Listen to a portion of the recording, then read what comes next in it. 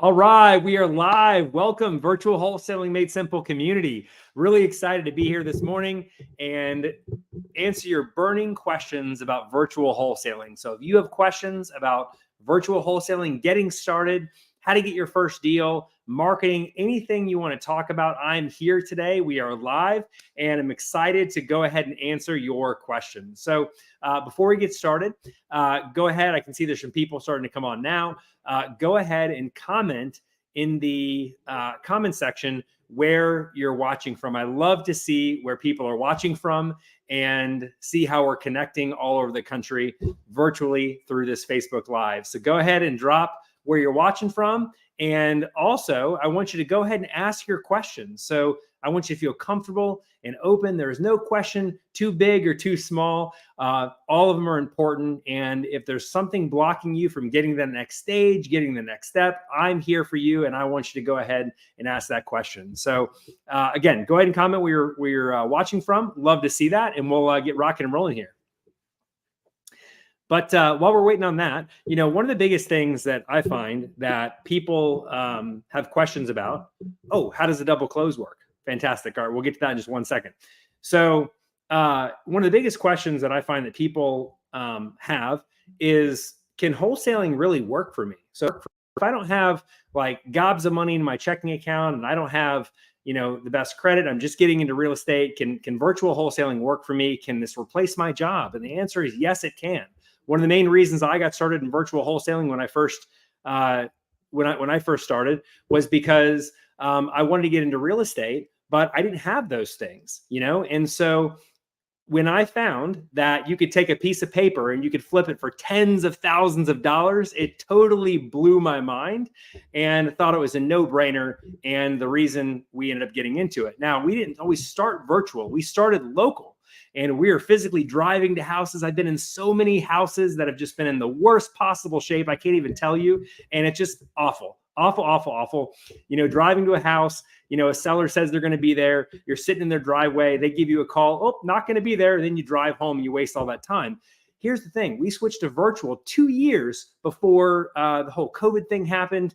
And we were really put in a fortunate position because while a lot of other local wholesalers were struggling to do deals because sellers wouldn't open their doors to them, we were thriving. And people were asking us, Chris, how are you guys doing deals right now? I share with them our process and they're like, holy moly, why am I not doing this? Right? All that time you spend driving could be invested into picking up the phone and making calls and working leads. So when we had that epiphany, we stopped driving back and forth to houses. We reinvested that time into doing deals and leads and working leads, and our business blew up. So I love it. Okay, so we're having some people, Kevin watching from Hopestown, Florida. Love it. Max Olds, Wyanett, Illinois. Welcome, welcome, welcome. Good stuff. All right, so Kevin, that is a great question. So let's go ahead and talk about your double close question. What is a double close? Okay, so when you're wholesaling, okay, there are two main exit strategies you can use. So 2 ways to do a deal. Okay, so the first way is an assignment, which is literally a purchase contract between you and the seller that you sign. The seller agrees to sell, for example, $60,000. You agree to buy it for $60,000, quote unquote, and you put a purchase contract together. This is an as-is purchase contract that you're using. You're getting the property in as-is condition. You have an inspection period on there, which gives you a period of time of due diligence and allows you to inspect the property. And during that time, you find a buyer, right? And basically, if that buyer, for example, says, I want to buy for $80,000, you take your $60,000 contract, you assign your position in that agreement over to that buyer for $80,000, and you keep the money in the middle between 60 and 80. So that's a $20,000 assignment fee. So that's how an assignment works. Now a double close, and I'm sharing this with you all for perspective, just in case there's people watching who says, yeah, that's great, Chris, double closing, but what about an assignment? How do you do a traditional wholesale deal? And to give you an idea, 95% of the deals we do are all assignments, right? So 95% of the deals we do. So let's talk about a double close. This is a great question, Kevin. So double closes work like this. So as I shared with you before, you have a purchase agreement with the seller. Okay, that does not change. But instead of using an assignment contract for the second part of the transaction, you're going to use the same purchase contract or the same type of purchase contract you use between you and the seller. Only the difference is this: on the first contract, so part A of the transaction, it's the seller, the current owner of the property is the seller, and you as the buyer. Okay, that's normal, easy peasy, right? Normal stuff. The second part of that transaction, okay, with the second purchase agreement, is going to have you, but as the seller. Okay, so you're going to be the seller, and your buyer that you're selling the property to, he is going to be the buyer. Okay, now how it works is both of those contracts get sent to a title company. But if you're in a state that uses attorneys to close transactions, there's two things: title state or attorney state. You just got to look it up on Google to see which state that you're in. But basically, whichever state that you're in, you're going to hand those two documents to the title company or the closing attorney. They are going to then, on the day of closing, ideally what you want to do is you want to close the transaction with you and the buyer first, and then use his money to close on the first transaction between you and the seller. The title company can set it up. Not all title companies do this. It's called a dry simultaneous close. And basically, again, you're not using any of your own money, but you're using the buyer's money to close on the first part of the transaction. Okay. Now, what if the title company doesn't allow that, or that's not allowed in your state? Okay. Very simple. You just have to go get what's called transactional funding. Okay.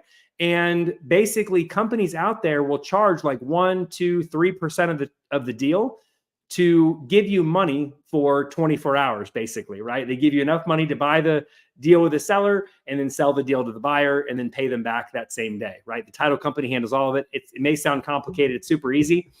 There's also people that are out there that are willing to lend money for you to be able to do that. But if you're just getting started, I would say a transactional funding company is the best way to go for that. But always shoot for the title company to do a dry simultaneous close if they're open to it.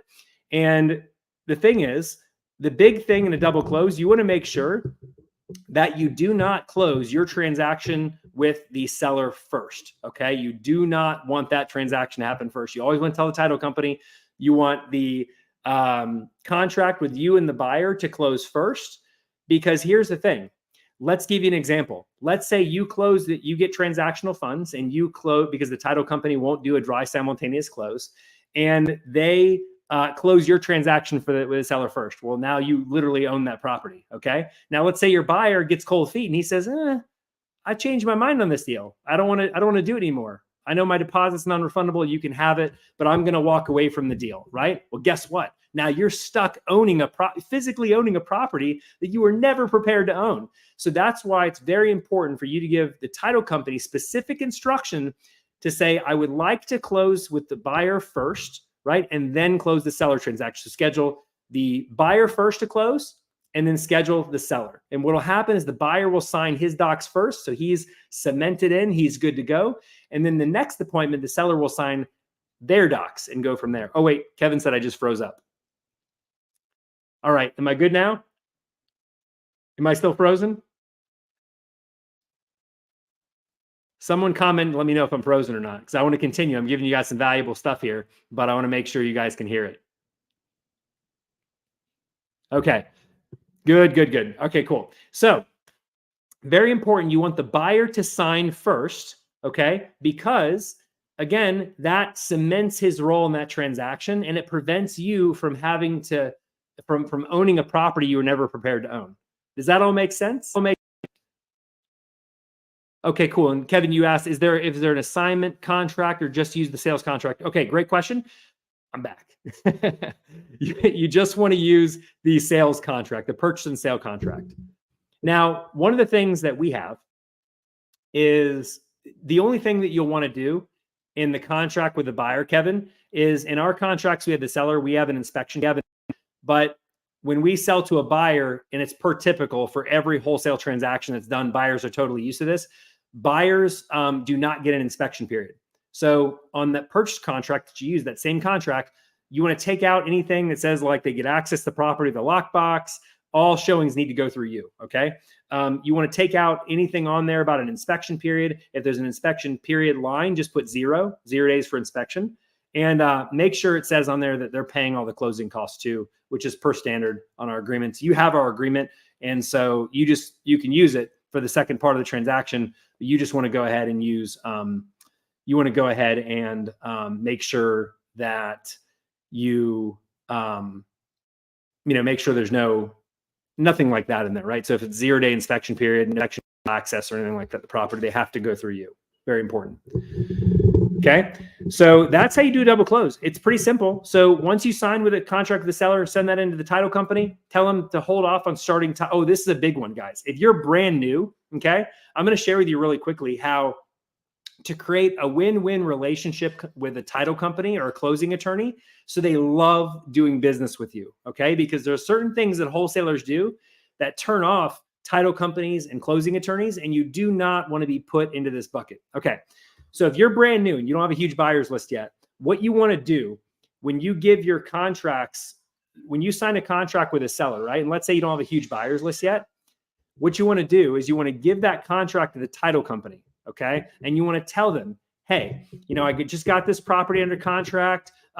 Please don't start title work on this yet until once I secure a buyer, you guys can start title work on it and we can get this ball moving forward. What that's going to convey is a high amount of professionalism on your part, right? And they are going to love doing business with you because they see that you value their time. See, what a lot of wholesalers do is they just give the contracts to the title company, they let them do title work, and they can't find a buyer, they cancel the deal. And the title company has spent time, energy, and effort and money into title searches, lien searches, municipal lien searches, all those things. And so when the wholesaler backs out, there's several $100s in the hole, right? And if you do that enough times, and I guarantee you do that 3 times, that title company is going to be done working with you. So the best way to preserve relationships is to tell them, please don't start title work until I secure a buyer. I respect your guys' time and want to make sure we have a great working relationship. And they are going to be like, yes, sir, anything you need, you just let me know. How can I help you, right? So if you're always looking out for other people will look out for you. That's a big, big takeaway. I learned that the hard way. In the beginning, when we hardly had any buyers list, we had title companies part ways with us. And I don't want to see that happen to you guys. So that's all about that working relationships. I can't see your name because you got to accept the StreamYard terms and conditions, but I agree with you 100%. All about the working relationships. There's a great book. Let me grab it. I got the shelf right here. That if you're a brand new wholesaler or you're new to real estate, get this book. It's The Go-Giver. And it's by Bob Berg and John David Mann. Okay. Reason I say get this book is because it makes sure your priorities are right. Okay. A lot of people approach transactions with what's in it for me, right? And guess what? Those transactions are very short-lived. You'll do one deal with that buyer, one deal with that realtor, one deal with that title company, one deal with that seller that has a massive portfolio of properties they want to sell you. And that's it, right? Because they can see all you care about is the money. But if you focus on bringing other people value and you're always looking out for other people, right? Then people are going to love doing business with you. You're going to get a reputation. Trust me when I say this, real estate is a very, very small world. Okay. Very small world. The person who you're rude to today is going to end up being in a higher position later on down the road, or the person that, you burn a bridge with who maybe is small now is going to be huge down the road, right? And can give you a lot of business. So do not burn bridges. Focus on being a go-giver and always give more than you take. Always give more than you take. Okay. Just do good business.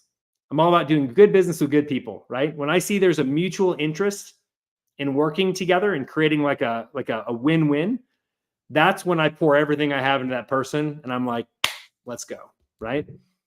And buyers will even work with you if you don't have a lot of experience and they can tell that you're new, but they can tell you have an amazing attitude. They'll bend over backwards to work with you to get deals done, okay? That's how I built a lot of relationships with my buyers. I have around 5,000 buyers on my list. Every single one of them I've talked to, built a relationship with. Every single one of them, right? Because I'm all about the relationships. All right. Great question, Kevin. Hope everyone got value out of that question or my answer to that question. Great question. What other questions you guys have? See, there's a good amount of people on here. So ask your questions. This is time where you got free coaching from me, basically. if I don't get another question here in a second, I will go ahead and share with you a few questions that people emailed in. Sometimes people can't make it and they want to get their questions answered regardless. Okay, so a question that someone asked earlier, I want to say it was yesterday, towards the end of the day, I got this email and they said, Chris, you're virtual. Like, how do you pick an area to wholesale virtually, right? And I have a two-step method that I do that. So there's two things that I look at: population and the median home price. The population size needs to be a minimum of 250,000 people, minimum 250,000 people. The reason for that is because you want to have enough houses to wholesale there, number one. In an area that's 250,000 people, you're looking at a market size that is going to have enough sellers for you to do deals with, right? And there's going to be enough demand there. A lot of people moving into the area, okay? It's going to be a major metro area that is going to create a lot of demand, and it's going to allow you to make large assignment fees there, okay? Make big money. So the second piece that I look at there is I look at what is the median home price, okay? So what's the median home price? If you look at all houses on a timeline like this, right?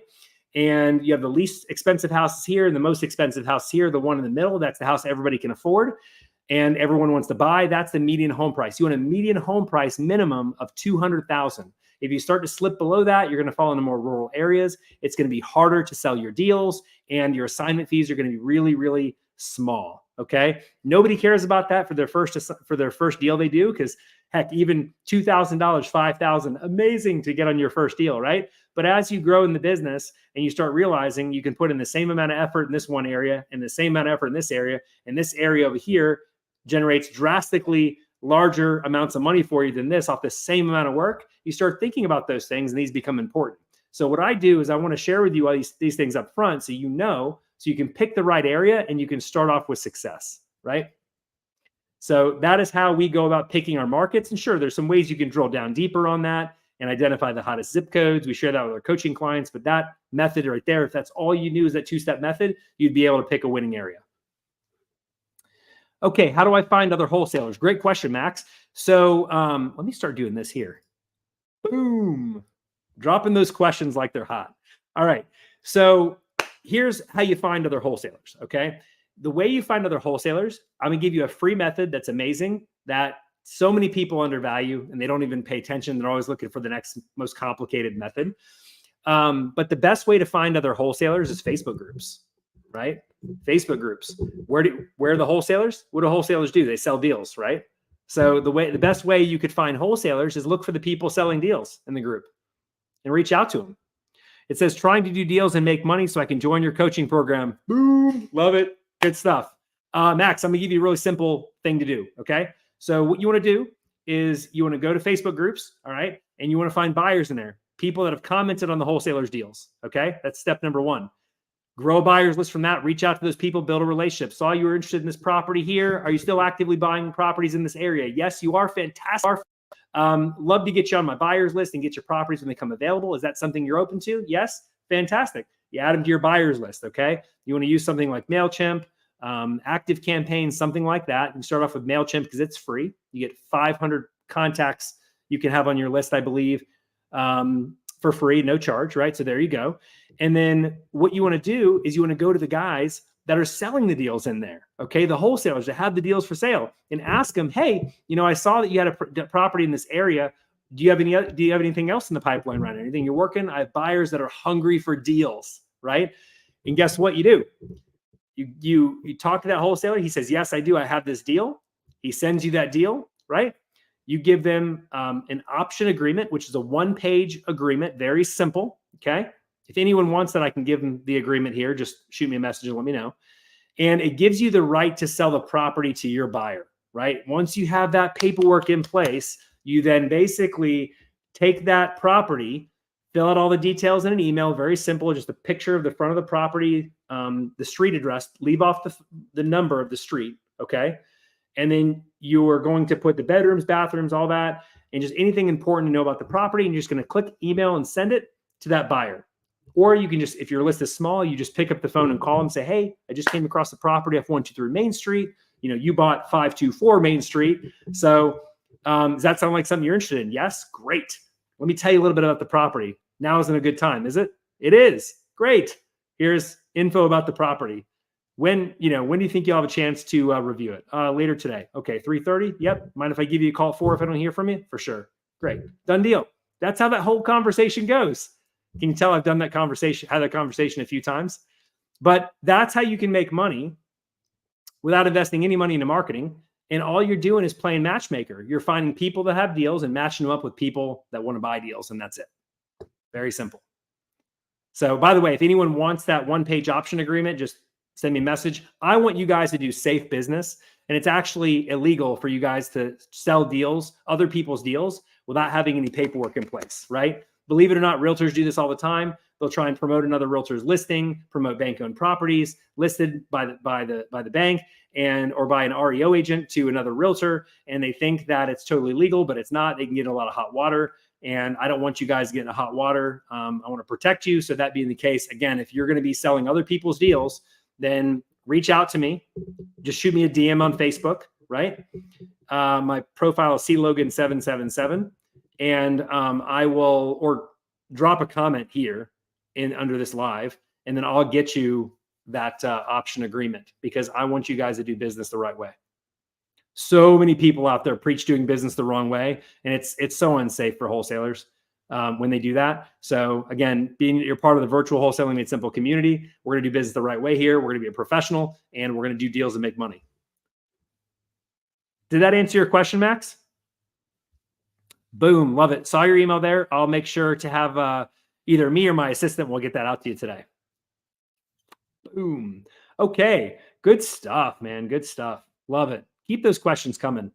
Okay. What other? Okay. So here's a great question. Again, Facebook user, because I can't see your name, got to accept those terms and conditions. It's in the post. So basically, what you want to do is for the dialer. Okay.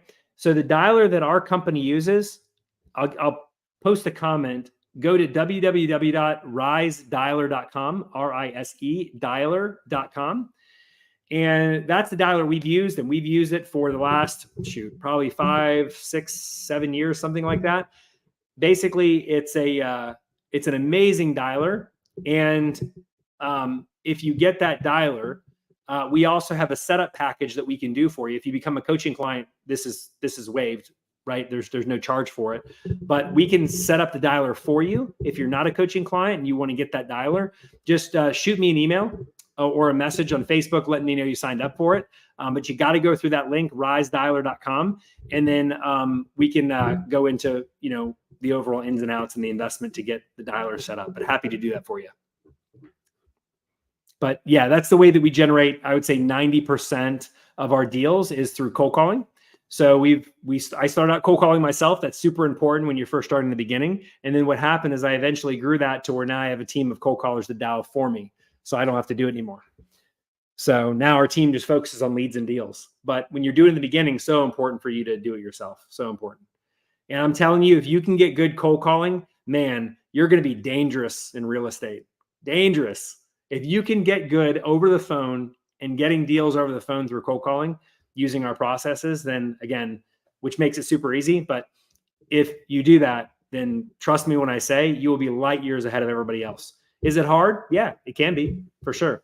Do people have concerns like saying, oh, shoot, is this guy going to hang up on me? What are you going to say? I tell everybody, listen, it's not that big a deal. You mess up, you're not going to run into these people at the grocery store. Okay. It's like, you're never going to see them ever again. Who cares if you mess up? Massive, immediate, imperfect action. Boom. That's what it's about. So I had to hit that money button. So great questions, guys. Great questions. What other questions do you have? I'm sure you guys have some burning questions that you might have about getting started virtual wholesaling, how to be successful with it. Any other tips, any obstacles that you're facing? Now's the time to ask those questions. What other questions you got? Let's see what other questions came through email here. 1 second here. Go ahead and take a look. Okay. Oh, here's one. Okay. What is EMD, right? EMD stands for earnest money deposit. Okay. And that is what is needed to bind your agreement with the seller. Okay. So there's also a lot of wholesalers out there, and there's just so much bad advice out there. Some people say, I'm going to watch YouTube and be successful.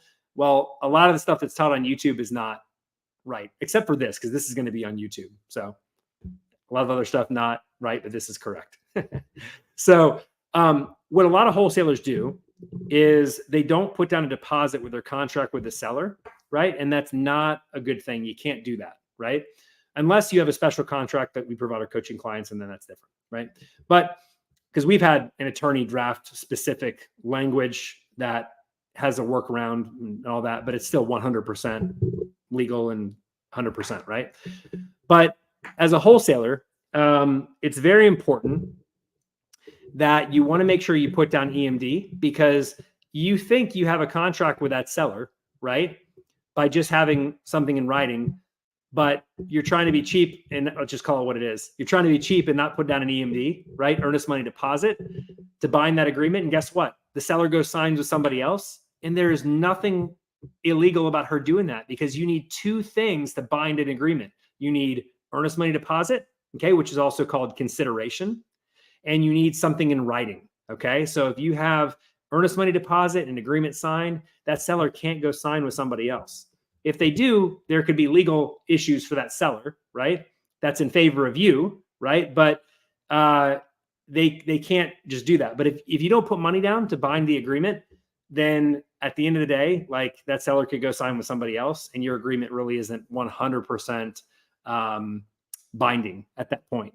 So in a market that can be very competitive, like we're in now, where all it takes for a seller is you get an offer, it's $1,000 or $5,000 or $10,000 higher than yours, to entice them to want to go forward with that other person. Do not be cheap in this area. Put down the money. We've put down earnest money deposits as little as $100. Matter of fact, that's what we do for the majority of our transactions, unless the seller wants something different. Okay.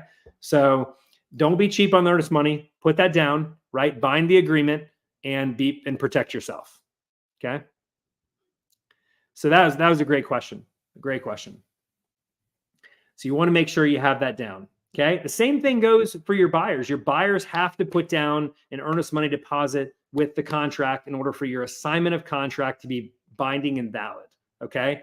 So if a buyer signs the agreement, the assignment, but they don't put down earnest money deposit, we tell buyers they need to have the earnest money deposit put down within 4 hours of signing the agreement. Otherwise, the property's fair game to anybody else, right? And guess what happens? We get the earnest money deposit. Some people struggle with that. We do not struggle with that, because we give the buyer a deadline and we tell them what's going to happen if they don't abide by that, right? What's going to happen if they don't put down their deposit? We're going to sell it to somebody else, right? And they don't want that. So guess what they do every time? They put down their deposit. And if it's getting close to that 4 hour time limit, I reach out to them, or someone on our team reaches out to them. It's about an hour left, and we say, hey, just want to let you know we haven't received your deposit yet. And we do need two things to bind an agreement. We need the assigned assignment, which you got, great. And we need that deposit, which we don't have. So if we don't have that in the next hour, we're going to have to move on to the next person in line. Think about how much more powerful that sounds to your buyers if you have that approach. That's massive, right? Massive. Guess who's going to put in their EMD? That buyer. But it's 100% true, because you've marketed the property, you have multiple people interested, and they either play ball or they don't. There's no emotion to it. It is what it is, right? That's something I also recommend too, is to keep the emotion out of the transaction. You want to make sure that you're going by the terms in the agreement, and that's it. Because guess what? If someone messes up and they don't follow the terms, nothing personal, man. Either you follow the terms of the agreement or we don't move forward. Very simple. I used to get so worked up over buyers jerking me around and telling me they're going to promising me the world. They're going to get me the deposit the next day. Oh, I'm going to get it to you. Just save it for me, man. I couldn't run to the bank. I had X, Y, and Z. I got kids, blah, blah, blah, blah, blah, blah, blah, right? Nope. The agreement is you get it within 4 hours or it doesn't happen. Now you can get it to me after that if I haven't sold it yet, but property may be sold by that point. So I wouldn't recommend it.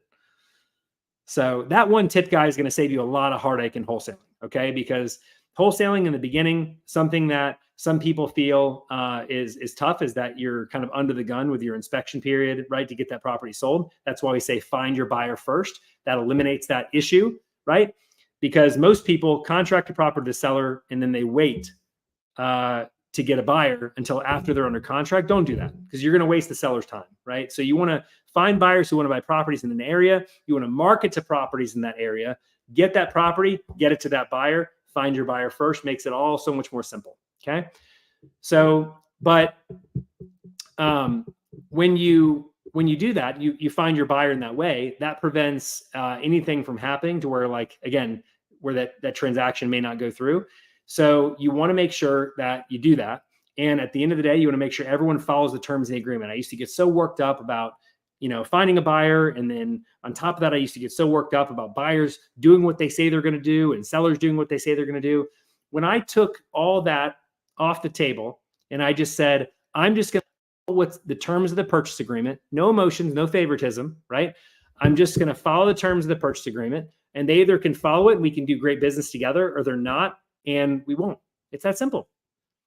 And guys, if you have a buyer that's getting worked up on the phone with you, we're like, oh, I told you I'd have it. You couldn't sell it to somebody. Hey, man, we both agreed to the terms. I told you it was going to happen. You didn't listen. We moved on this. Maybe we'll catch you on the next deal. That's it. See how much simpler and how much easier those conversations are when you're just following the terms of the agreement that everyone agreed to? So much simple, so much more simpler, if that's a word. I don't know. Does that help?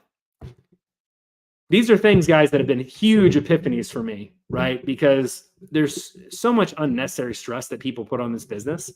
And as long as you commit to doing business the right way and you just follow the terms of the contract, I mean, it's a much easier business than people make it out to be.